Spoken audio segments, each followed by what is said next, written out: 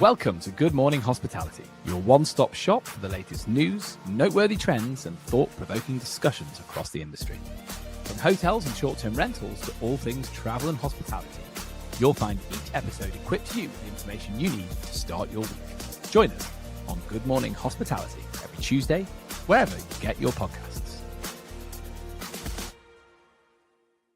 Good morning, Sarah. Good morning, Leo. How is it going, buddy? I'm good, my friend. We're in the midst of a heat wave over here in the UK. Like, it's all going on. London is 33 degrees right now. Can you believe it? Yeah, it's like 31 in my apartment right now. I have no air conditioning. I have a fan on, and as you can see, my hair has never looked worse. So I quite like it. I like it. It's voluminous is how I would describe it. It's just, yeah, we call that frizzy, I think, anywhere else. But I'll take voluminous. We'll take it. Well, the man who's follically challenged, though, I look on it with envy. Nothing short of envy, my friend. Well done, you. But I've got to say, we're going to be a little bit smug because obviously it's heat wave territory, but we're a rather cool 25 degrees here at the beach. So it's great. Dropped my daughter off at nursery this morning. I've already had a walk along the seafront. They'll be swimming later. There'll be a bit of a workout in our air-conditioned gym next to the seafront. So this is a day where you look at each other, you look at your partner and you go, aren't you pleased we moved out of London? Because, right now it's sweltering over there. Absolutely the right choice. Yeah, good job. Now, I know it's hot in Barcelona and summer is well and truly upon you. So you've been music festivaling, all sorts of fun stuff, right? I have, buddy. Yeah, the one yesterday was pretty crazy, actually. One of our favorite artists came, Charlotte DeWitt, and we were gutted because we got tickets to Tomorrowland. And last year she closed it out in Brazil. And so we knew she was coming this year, but they don't tell you which week. And she's not coming the week that we got tickets.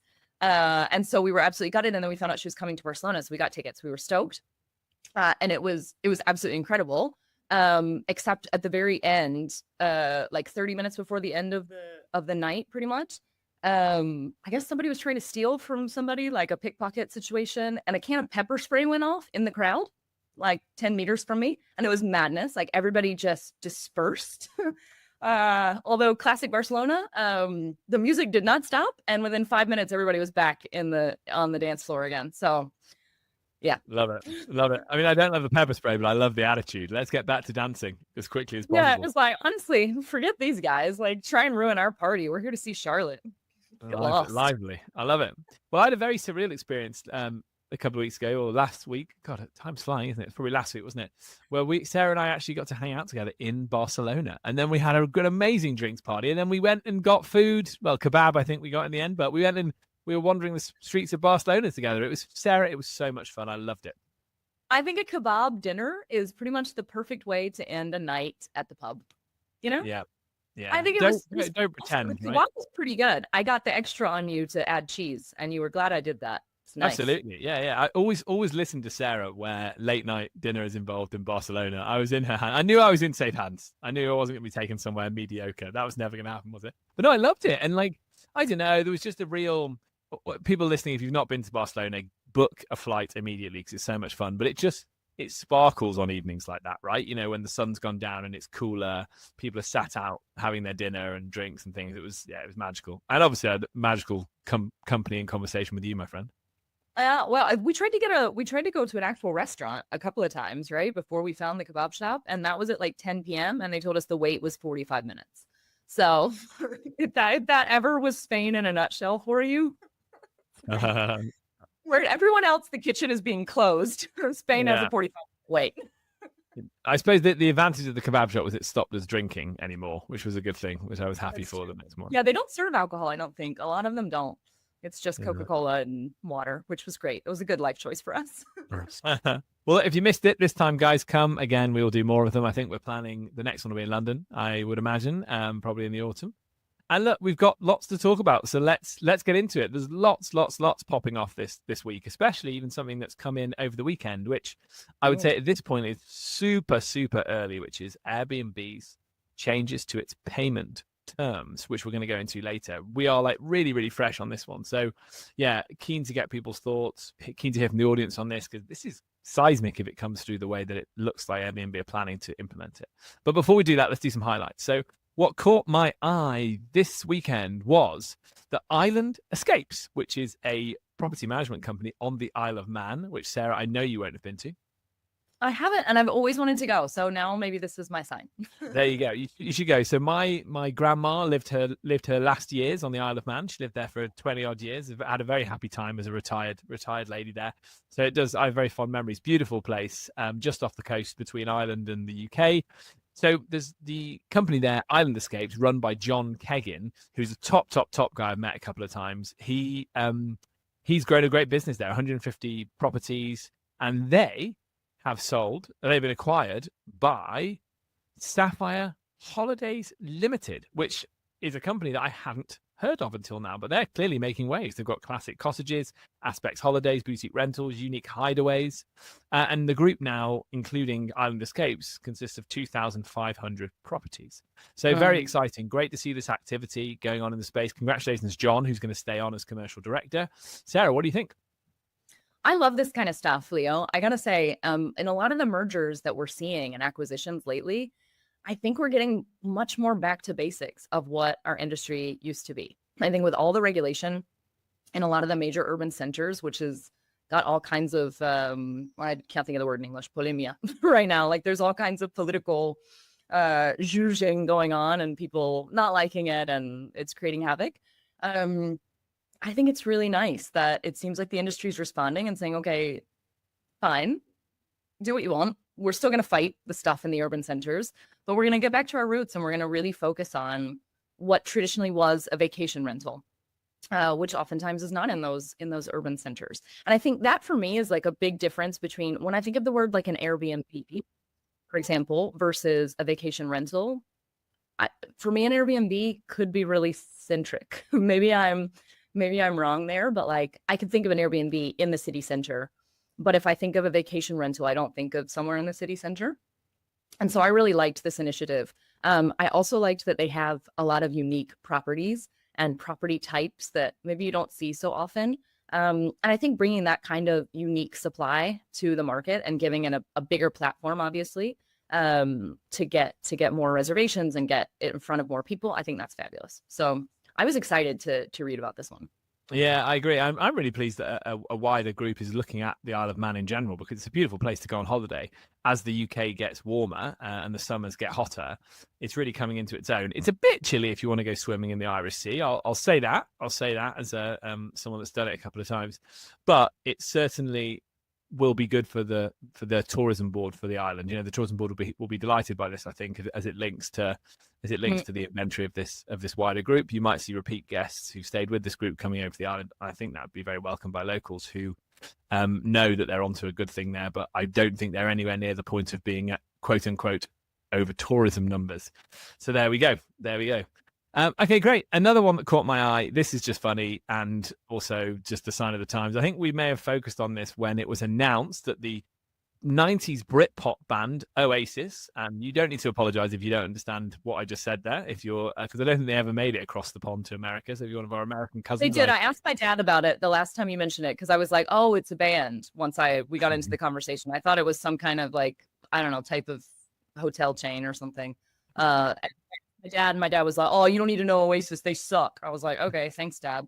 So that's all I know about Oasis. I've never listened to their music though, but according to my dad, they suck. So I've never argued with your dad, and I'm not going to start now. So if that's what he thinks, let's go for it. But anyway, it seems that fans disagree with your dad. So Oasis fans charged up to £480 per night to camp. That's right, camp in a garden near Heaton Park, which is where they're playing one of their reunion gigs that we focused on a couple of months ago. This is huge. Fans of Oasis, this is huge. For many people in the UK, and certainly that part of the world, they would say this is the biggest band they've ever... It was their first love, their only love in musical terms. So you can get away with charging a little bit for it. It's access to the festival is approximately 10 minutes walk, and the price includes secure camping space for 4 people, secure parking space, loos, and shower. Guys, £480 tonight. What is going on? Now, Airbnb have confirmed now the listing has been removed from the platform. So, no need to send a strongly worded email, but come on, this is opportunism at its worst, right? I disagree with Airbnb for taking it down, and I think it's actually a bargain. Think about any other festival, right, where you have worse conditions. You probably don't have showers. You're a 10-minute walk, and you get to bring your car, so you can have all of your stuff. You get to bring your own tent. And it's for 4 people, £480 divided by 4 people, It's a bargain. So I don't know what they were thinking. I would be stoked to stay there, actually. Also, it did say posh showers, which means it's not just like a hose out back, And they, Let's hope you not. know, Let's hope not. Let's hope so not. I actually think it's a steal and a bargain. You're right next to the venue. If you need to, I don't know, go home and change, you can mid concert, whatever. I'm a fan. I would definitely stay there. It's way nicer than what I'm paying a lot more for to stay at in Tomorrowland, let me tell you. So I love it, Sarah. This is you completely given the counter narrative. I love this. When we were WhatsApping about this, gang, she was saying to me, "It's better than staying in a cemetery for free." So there you go. You're pro. People putting their back gardens on Airbnb and fleecing people for all their money, right? absolutely. Welcome, like capitalism, buddy. Come on, bring it on. Shame on Airbnb, actually. Who are they? If people are willing to pay it, I don't know. It's supply and demand in the market. Like people have access to a shower. If as long as the description isn't incorrect and they're very clear upfront about what it is and the photos are real, who is Airbnb to take a listing off like that if people are willing to book it? Sorry. The one that they should have taken off is that terrible car park one that I stayed at in Paris. That one should have been taken down because that was like not even. And they didn't tell you it was in the middle of a car park because that was it was a misleading listing. But like these guys are telling you, you're camping and you're bringing your own gear. Yeah. So I think you make a good point. You're very convincing. You've convinced me of this. You're right. Like, be what you say you are in the listing and you can't complain. Okay, fair. Okay, well, that's good. We'll keep an eye on this one now. I've had an excuse to talk about Oasis again, so thank you for indulging me. What caught your eye this week, my friend? yeah, what caught my eye, which is one that I love. I can't tell you how many times I have gotten in a fight. Shocking, I know, with someone when I go to get board my flight, especially when I first moved here, because back when I first moved here, there were no low budget airlines, at least and also I didn't really fly in the US because I basically moved when I was like 20. So I had done very little traveling. And every normal airline, like you get a personal item and you get a carry-on and nobody says anything and it's not a problem. And I remember the first time I came to Europe and rode on Ryanair, I was like, done a massive fight with the lady. I was like, what do you mean? Of course I get a carry-on and a personal item. Wait, what's wrong with you? What do you mean pay you 80 euros for, no, come on. So yes, I often fight with these people. The last few times, because they actually did already turn this down. So basically what's going on is that the EU is looking to ban the carry-on fees that a lot of airlines are charging. This ban actually did go through in Spain. Spain is one of the countries that is most behind this. This actually went through, I want to say, gosh, almost 2 years ago. And in fact, Mauro the other day, because he's so organized, looked up every single flight we've had in the last 2 years because it's 2 years retroactive when they put the new law in place. And you can actually ask all the airlines to give you the money back that you paid for all the extra baggage fees, which we've already done. So we have submitted our stuff. We went full Karen on them. So yeah, I think it's actually great. The airlines basically are arguing, oh no, but this is going to reduce consumer choice and it's going to raise prices and whatever. I don't care. Like, let me pay a fair price. I don't need a 10-pound flight or a 12-pound flight. That's part of like why people travel too much as it is and don't choose trains, as you would say, Leo. But like if I'm flying on a plane and it fits in the overhead compartment, like what's wrong with you? I don't know. Like have a weight limit, fine. And so this one does actually, it's a lower weight limit than normally there is right now. So I think right now when you pay for a carry-on in most airlines, it's 10 kilos. So about 22 pounds. And this would be 7 kilos, which is about 15 pounds. So it's definitely a slight reduction. I could see the budget airlines being like, okay, we have to do this. And then they weigh your bag and then they ruin your life. Cause I mean, whose bag weighs 7 kilos? Definitely not mine. Definitely not mine.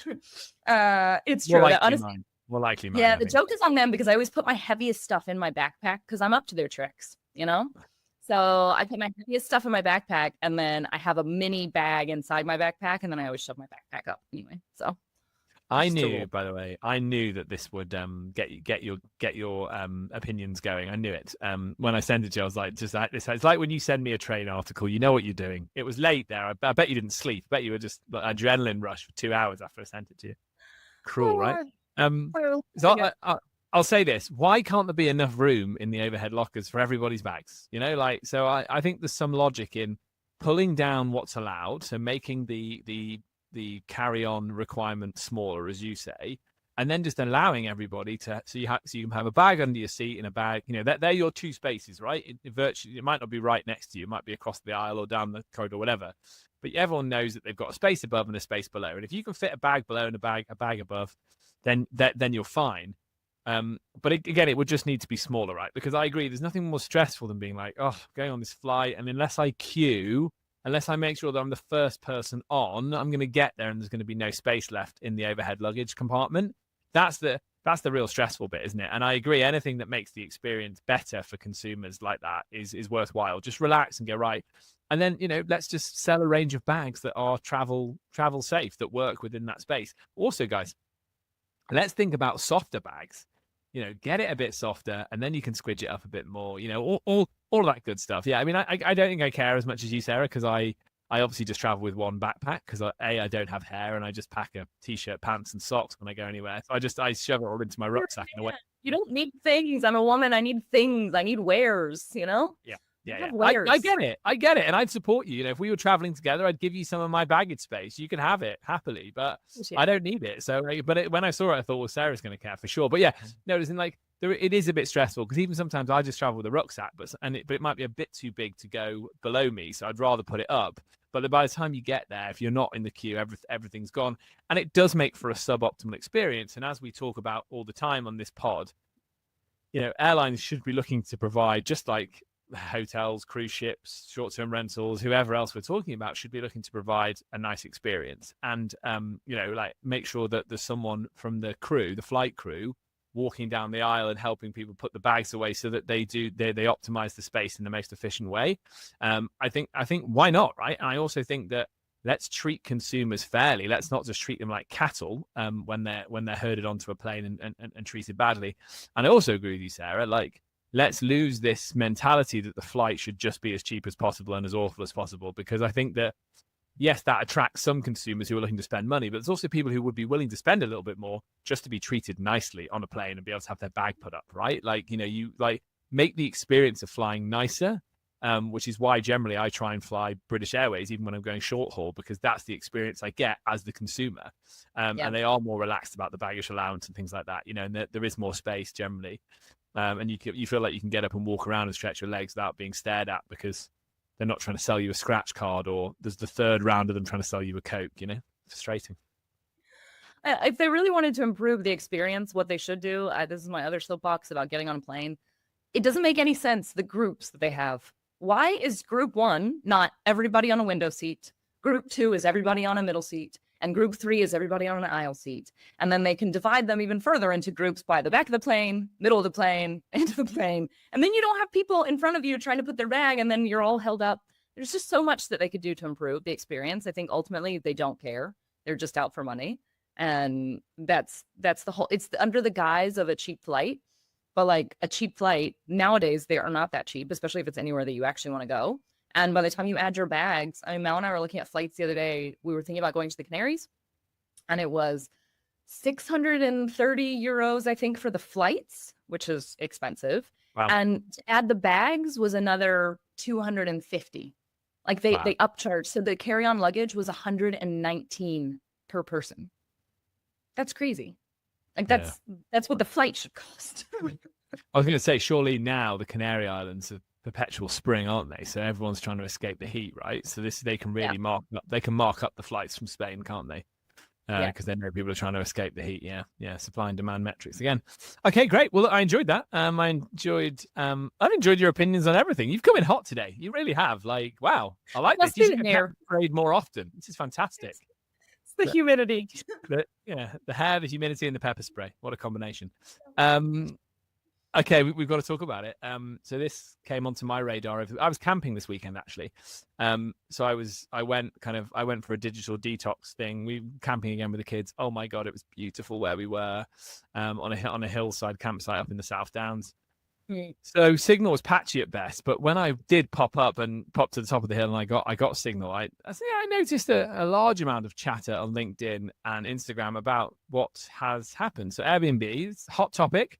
For property managers and hosts, these new payout policies, I think, represent a significant shift in the risk taking a booking on Airbnb, and then who controls the experience. And again, it's more it seems, and again, maybe too early to judge, but it seems like it's more power to Airbnb.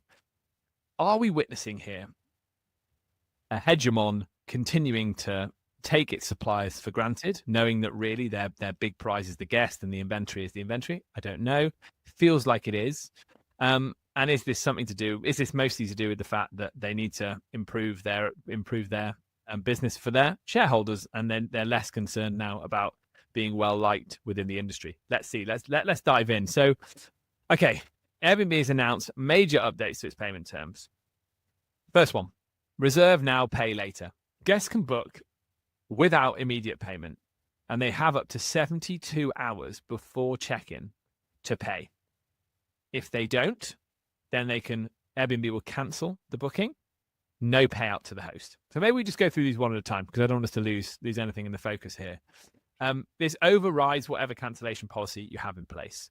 So on the surface, this looks like a really, really difficult one for a property manager and host to then plan what revenue they're going to make, because people have up to 72 hours before, and we all know 72 hours before, very unlikely that you're going to rebook, certainly at the price that you would have initially made for a booking. What do you think, Sarah? Yeah, I think this whole thing is a really clear shift that Airbnb has been making for quite some time now, which makes it really evident that their focus is on the guest and not on the host. So we had something similar with all the cancellation policies during COVID. Like, for me, what would have been fair is a 50-50, reimburse 50% and let the host keep 50% if it was paid already. That would have been fair, but I think even there, they took the side of the guest always. I don't know if it's to improve the vision of their shareholders or not. That I can't really comment on, but it does seem like they don't really care as much about the host as they used to. I think as well, this is kind of evidenced by what they did earlier in the year, where they removed a bunch of underperforming listings.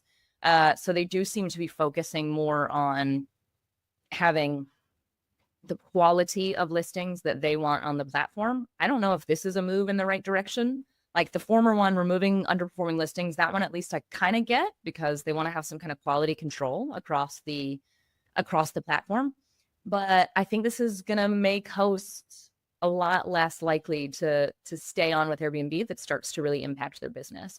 The book now, pay later is something that a lot of the other OTAs do to their credit.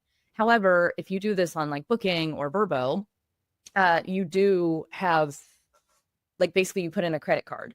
So it says, you book now, you pay later, but it automatically charges your credit card, or whatever you've entered, your debit card, whatever it is. So you're still like honoring the cancellation policy of the host. You're still not getting that money back. If it's not part of the cancellation policy, if you cancel too soon, they don't cancel the booking. But at least the host gets something. So I don't know. I think for the guests, maybe it's okay. For a host, I think it sucks, honestly. And I think as well, a lot of this might be going towards the immediacy culture that I think we're living in today. I think everybody wants everything now. And I think that they want flexibility, and they want the option to be able to cancel whenever they want, book last minute, do everything last minute, kind of on a whim. And I don't know. I think for the hosts, I think it's a tough one to reconcile, especially as you say, like, it's very unlikely they're going to get another booking for a similar or higher amount that close to the date of stay, unless there's some big event going on or something. So I don't know. I think for a host, I think it sucks. I think you're onto something with I was going to make a similar point. So classic you, Sarah, all over it as always. This is a reaction to what guests want ultimately, right? So it's about being guest centric. So if you're writing out the pitch deck internally, so this is what happens, right? Ideas get floated around at big companies, and someone has to write the press release for it before they do anything else, right? And everyone goes around and goes, "Oh, how would that land?" It's a great message, isn't it, to say that we're becoming even more guest centric, because I haven't booked my summer holiday yet, and we're booking it less than and we've even got kids, right, which makes us a bit more logistically challenged with these things. So it is a reaction to wanting things to happen last minute. and being able to service that guest where they are. But as a consequence, you're essentially making a bet. Airbnb are making a bet that they can take their suppliers for granted by focusing on their guest. And this idea of it being a partnership, supplier and Airbnb servicing a guest, goes out the window. It's Airbnb servicing a guest and the supplier being, the place that you lay your head at the end of the night. We've seen it with experiences. We've seen exactly the same attitude permeating from Airbnb. And here is exactly the same. But when you look at the data, and, I think I've read this, I think I've seen Jamie Lane put things on about this, 80% of Airbnb's supply is one listing, right? So you've got your one listing host who is not a full-time job. So most likely it's not a full-time job. So you're making a bet that person doesn't have the time or the bandwidth to go and find a new place to get most of their bookings from. And again, I think I've seen this stat, 50% of Airbnb's inventory is unique to Airbnb. So, do you just become that dominant in a market that you can start to take your suppliers for granted? Therefore, you go, we're going to make things a little less comfortable for them. Oh, we're going to make it a little less comfortable again, a little less comfortable again. And before you know it, your revenue takes a hit as a host, but you have no other mechanism for finding your booking. And that's where I think that's the gamble from Airbnb. That's the gamble point, because distribution is being flattened by AI. And as a reaction to it, they are trying to get more loyalty from their traveler. But as a reaction to that loyalty to the traveler, they might just find the host goes elsewhere.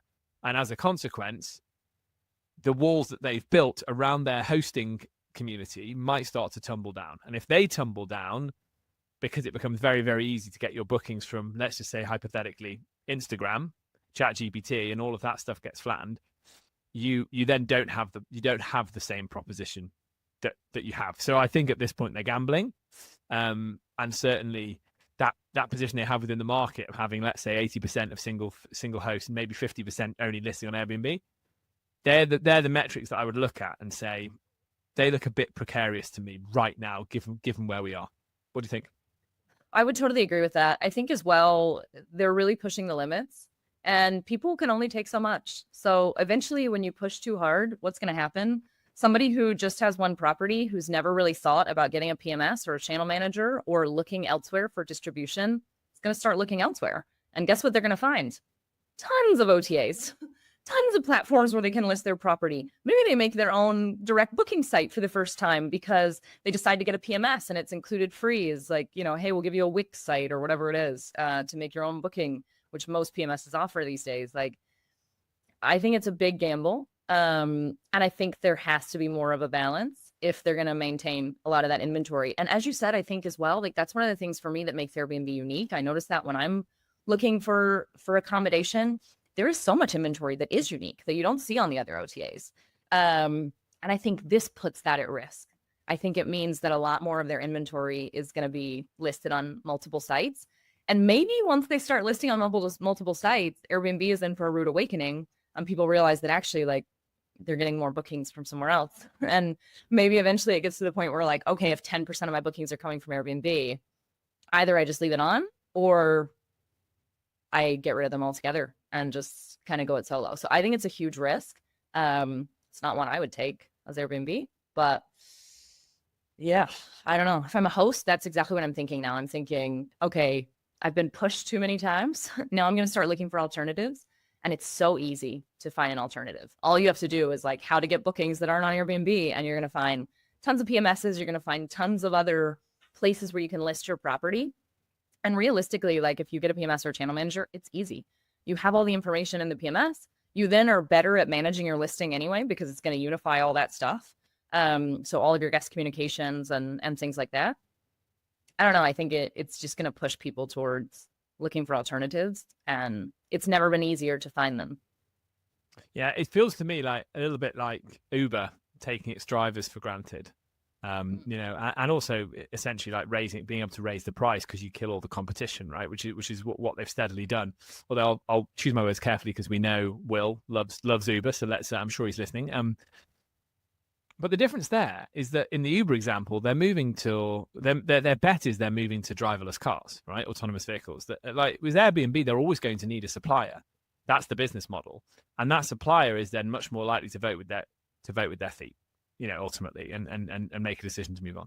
The other ones we should quickly touch on. Let's do it as one, just because I think we have done this article properly, but is the chargeback liability shift. So hosts may now be held financially responsible for a guest chargeback even after checkout, regardless of the cancellation policy, which to me feels strange because Airbnb is the merchant of record and has the relationship with the guest and limits access to the guest. And the third one, flexible payment schedules. Airbnb can delay or adjust payouts for certain bookings at its discretion. So yeah, I think a sort of control dynamics, what you can see this as an increase, both those ones, isn't it? An increase. So yeah, I think it's fair to say we'll probably mention this again next week because we're going to get some press coming out, I'm sure, emerging over the next couple of days, or potentially Airbnb rowing back. Because again, we're in the infancy of this story. So yeah, Sarah, any final thoughts on that before we let you wrap for the day? I'm interested to see the backlash. I think it's going to be a lot bigger than Airbnb thinks.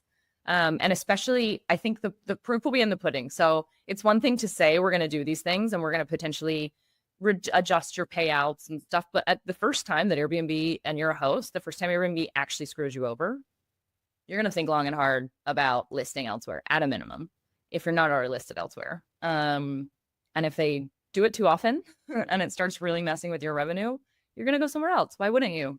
I mean, I know most people, when they're looking for a property, at least I do, I look at 2 or 3 different OTAs.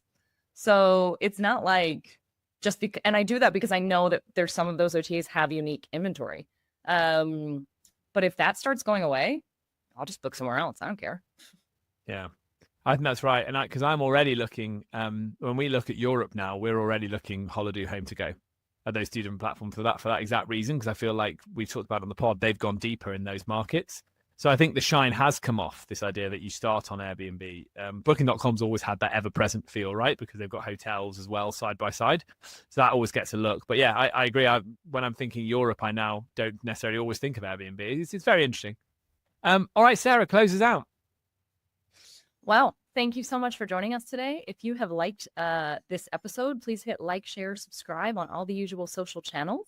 Follow us on LinkedIn, and we will see you guys next week.